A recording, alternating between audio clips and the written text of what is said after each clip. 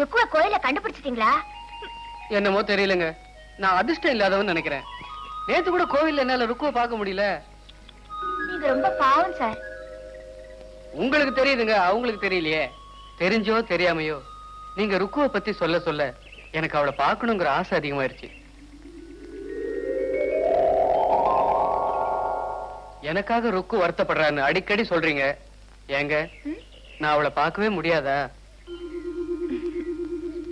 என்னங்க, எனக்காக ஒரு உதவி செய்றீங்களா?